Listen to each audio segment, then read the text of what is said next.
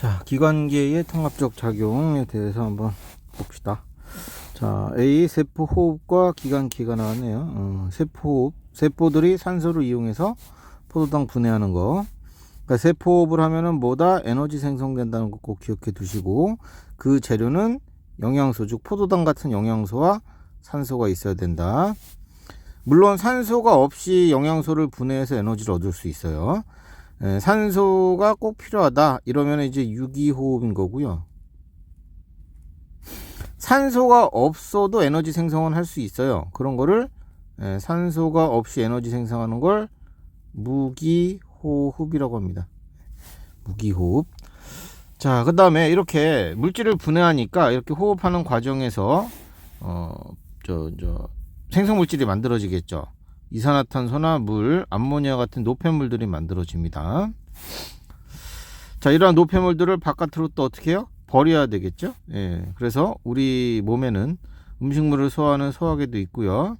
산소를 흡수해서 산소를 갖고 와서 양분을 분해하는 세포 에너지 얻는 호흡계도 있고요.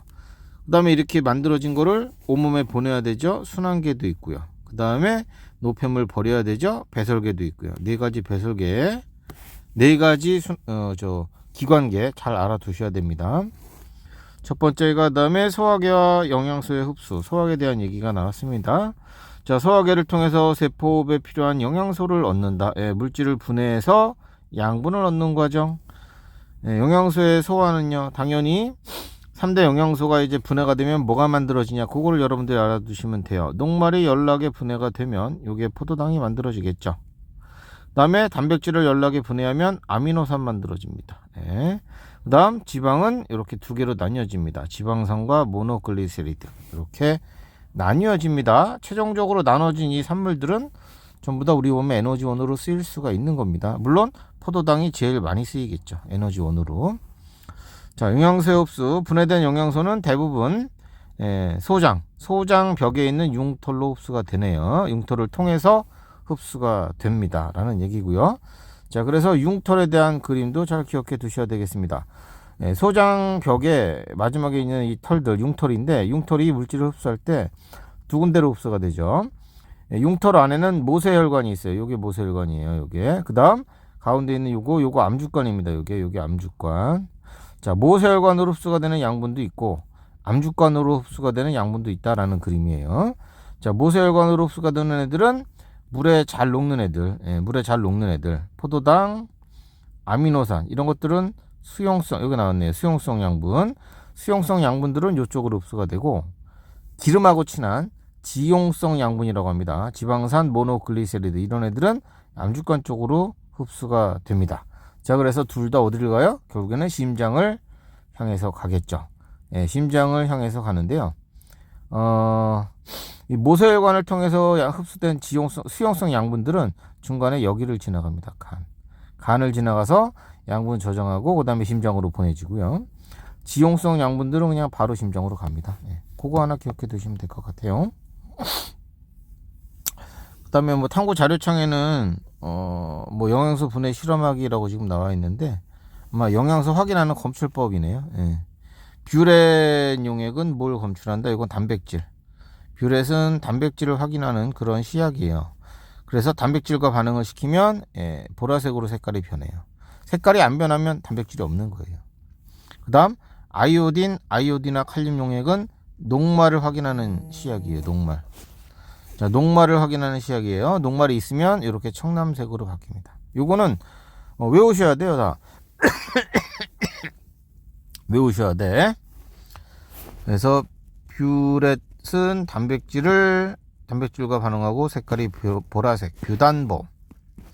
그 다음에 또 수단3 용액이라고 있죠. 수단3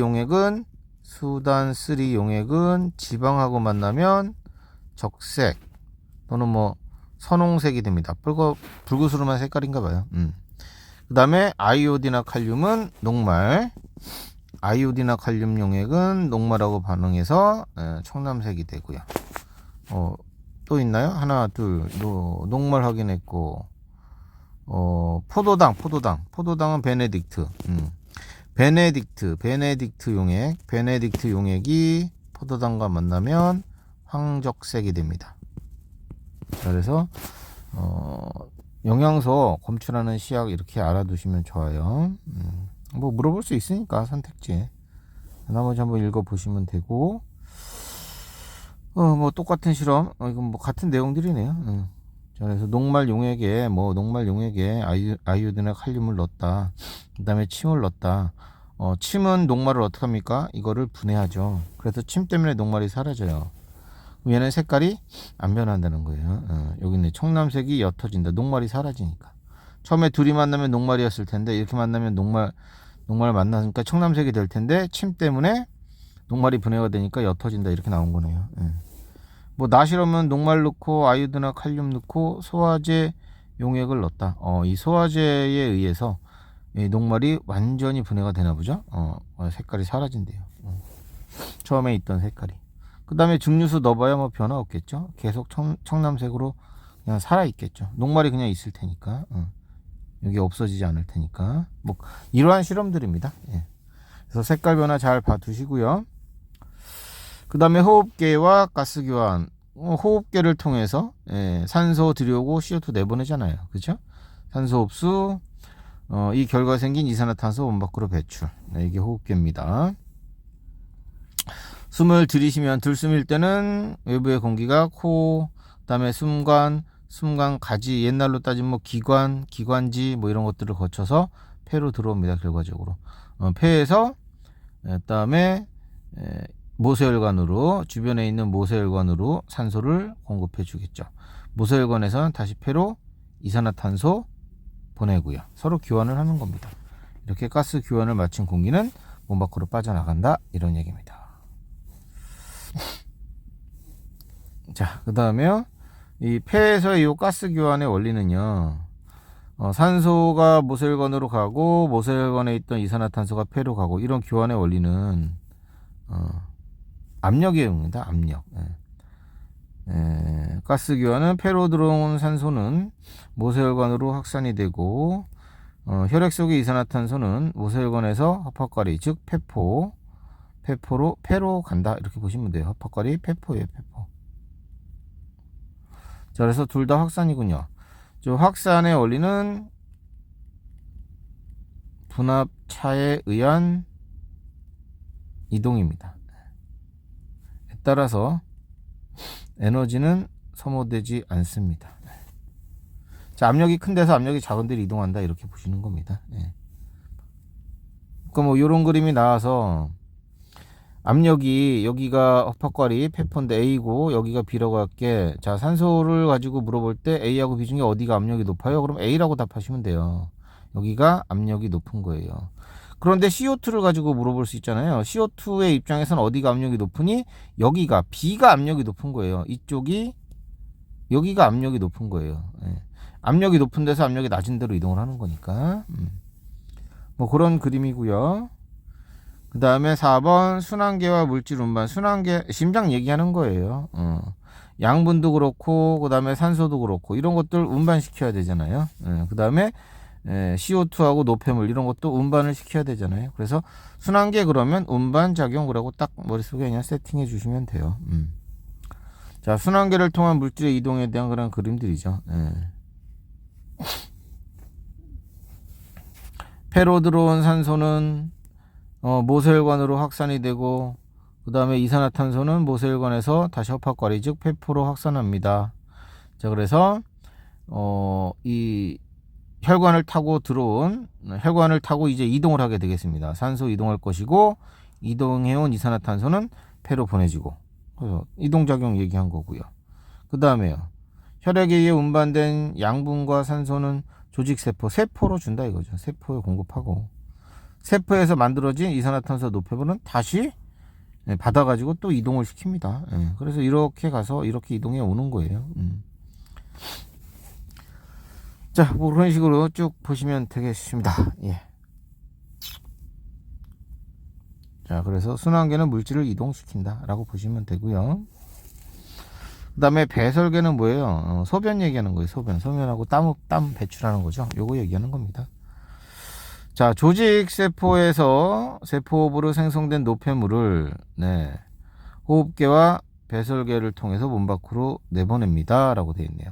이 노폐물에는 뭐 요소도 있고 아까 얘기한 것처럼 암모니아가 이제 요소로 바뀌는데요. 요소도 만들어지고요. 뭐 CO2도 있고요. 그죠? 네. 뭐 수증기 H2도 있어요. 이런 거 호흡계에서 요것들 배출할 수 있고요.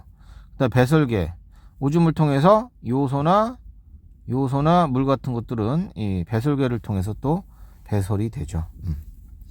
그래서 우리 몸에 생성된 노폐물은 배설계만 통해서 배설하는 게 아닙니다. 호흡계를 통해서도 배설이 될 수가 있군요. 빠져나갈 수가 있군요. 여기 나왔네요. 노폐물의 생성. 자, 노폐물은 이산화탄소, 그다음에 물, 암모니아 등으로 이제 암모니아 같은 노폐물들이 만들어지는데요.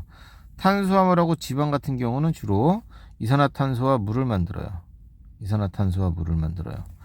자, 그런데 단백질의 경우에는 이산화탄소, 물도 만들지만 암모니아도 만들어요. 단백질은 구성 원소가 뭐가 들어가 있냐면 질소가 들어있기 때문에 질소 때문에 암모니아가 생성이 돼요.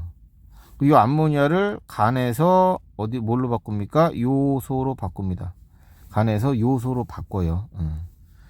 간에서 해독작용을 하는 거예요. 암모니아는 그 자체로는 독성이 있거든요. 독성이 있어요. 독성. 그래서 간에서 해독작용을 합니다.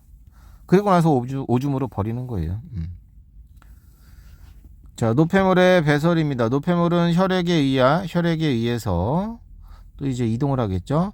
배설계 쪽이나 호흡계 쪽으로 또 이제 이동이 되고 최종적으로 몸 밖으로 이제 빠져나갑니다. 라는 얘기입니다. 예. 자, 양분이 들어왔어요. 양분이 세포한테 가요.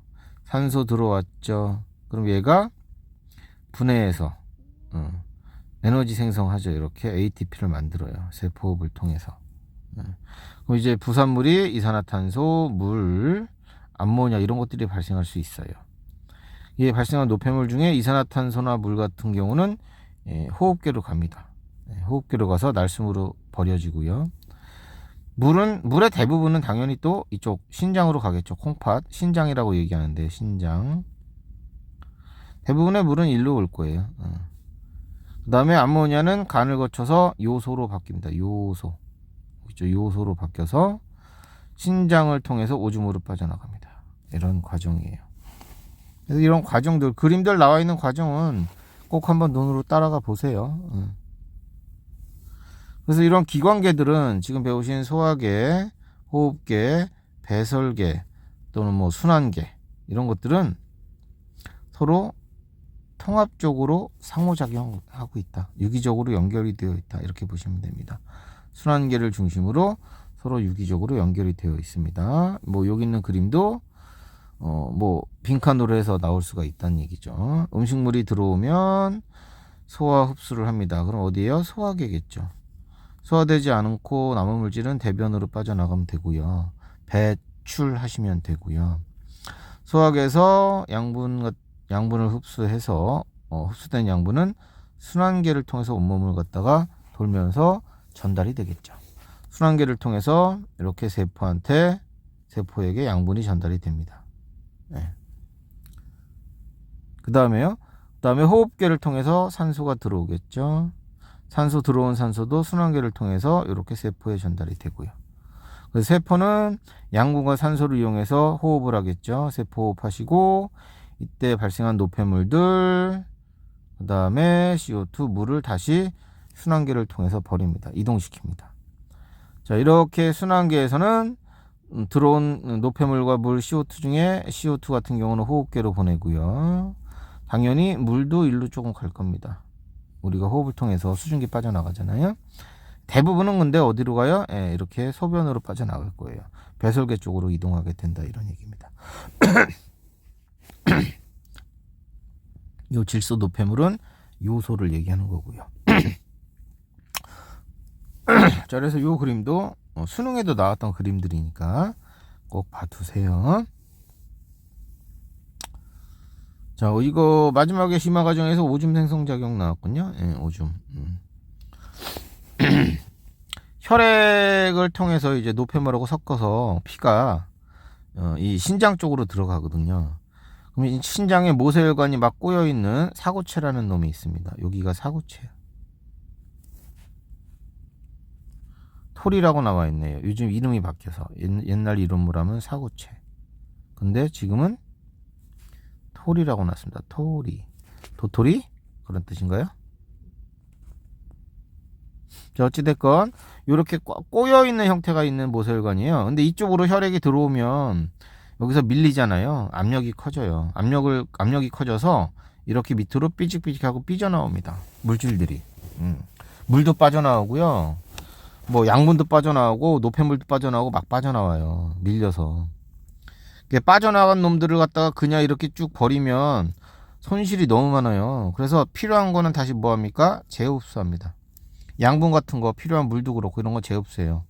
그 다음에 다시 노폐물 일부 아직도 안 빠져나간 거 있으면 다시 한번 분비하고요. 예. 자, 이렇게 해서 최종적으로 오줌으로 빠져나가고요. 필요한 거 다시 흡수하고 더러운 거 최종적으로 보내고 이렇게 신장을 지나서 나오는 요 피는 이제 깨끗한 피가 되는 거죠. 깨끗해졌겠죠. 여과가 됐으니까.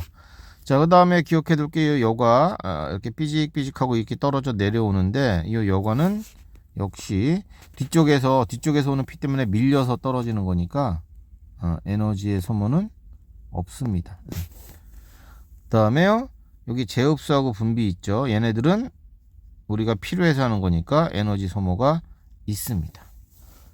이런 것도 같이 적어 두세요. 여기까지입니다. 뒤쪽에 문제 쭉 풀어보시고 질문하시기 바랍니다. 고생했습니다.